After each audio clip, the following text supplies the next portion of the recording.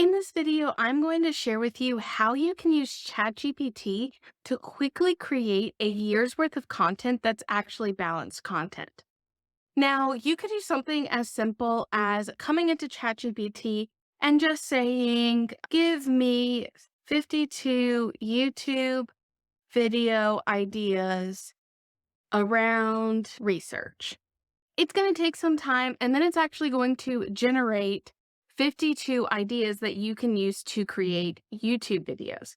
Now, some of these might be really interesting for you to do. Some of these may not. Some of these may be really redundant, and some of them just don't make sense for your channel, which is perfectly fine.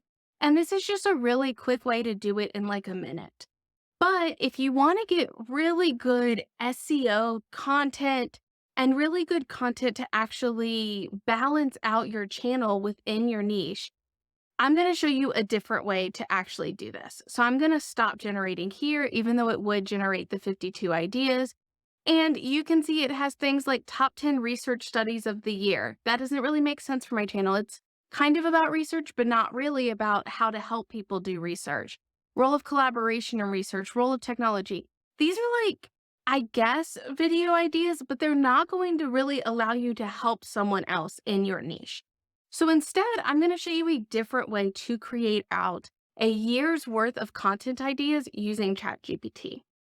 So the first thing we're going to do, and if you already have the content buckets for your channel, which is just your category of content. So for example, in my channel, Science Grad School Coach, I have the categories of starting your research, data analysis, research communication, and then grad school life. So those are my 4 content buckets. If you don't have content buckets though yet, we're going to use ChatGPT to create out those buckets. So the first thing we're going to do is, can you suggest 6 content buckets for research?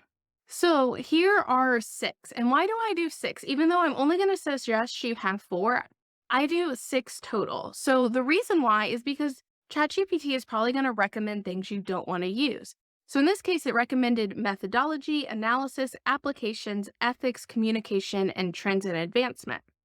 So in my case, methodology and analysis, this is like start your research, this is data analysis, and this is scientific communication.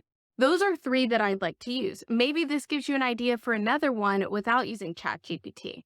The other thing you can do is regenerate a response. If you got a bunch of responses, but you weren't liking the 6 that it came up with, go ahead and regenerate it and see what else it comes up with. Or if you're getting really broad results as your content bucket, narrow it down. So I could have said something like, can you suggest 6 content buckets for research communication, for helping research become more efficient?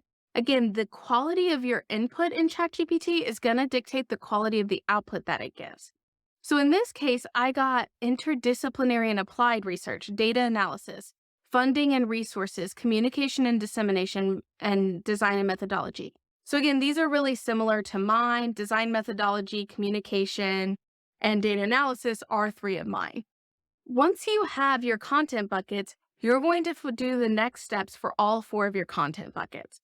This one specifically, we're going to do research, design, and methodology. So what we're going to do is we're going to ask it 4 different questions for each of our content buckets.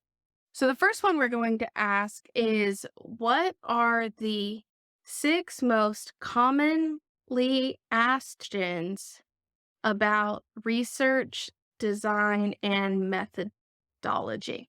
So it gave me 6 common research questions. Now, a good question is, are these actually common research questions? Are these actually going to do well? So just to do this, I'm going to choose what's the difference between qualitative and quantitative research methods. And I'm just going to go to YouTube real quick, and I'm going to search it. And what I'm specifically going to do is look for the 2-buddy score. So this is rating it as an excellent. It's saying that the competition isn't really high and that the search volume is fair. Again, this is this specific term. The other thing you can do is come down here, and this looks to be glitching just a little bit, but you can say like qualitative versus quantitative research. That might have a higher one. So this is how you can extract out from what ChatGPT gives you to the specific potential keywords that you should be using in yours. So this has a really high amount of searches but it's only good because the competition's high. So this can kind of help you dictate which ones do you actually do. You can always do more than 6 questions. I'm doing 6 because if you do the math, you have 4 content buckets and you ask these 4 questions for each content bucket. For each of these questions, you need to do 3.25 of the topics to be able to get 52 weeks or 52 ideas. So that means that you would need to choose 3 of the topics for each question, and then 1 question you choose 4 topics instead. So you can do 12 if you want more to choose from. So we're going to do the first one is 6 most commonly asked questions. The next question we're going to ask is, what are 6 critical tips for research, design, and methodology? So this gave me 6 great tips. Now, how do you convert these into really well done YouTube videos, right? Like ensure ethical conduct. Are you going to have just a title, ensure ethical conduct? No. What you're likely going to do is add a how, a what, or a why to each of these. So instead of clearly define the research question, how to clearly define a research question. Instead of choosing the right to methodology, how to choose the right methodology. Why is methodology important? How to control for confounding variables. How to use a rigorous and systematic approach. How to calculate the accurate sample size. So again, these are things that ChatGPT is saying are really critical tips for people to have. And the thing is people don't usually search for what they need to know. They search for what they think they need to know. So if you just do a video on, giving them the tips of ethical conduct, you're not as likely to appear in SEO than if you figure out what are they searching for related to ethical conduct and research. So that is just a trick into how to use tips as another type of topic and really turn it into something that would be SEO friendly.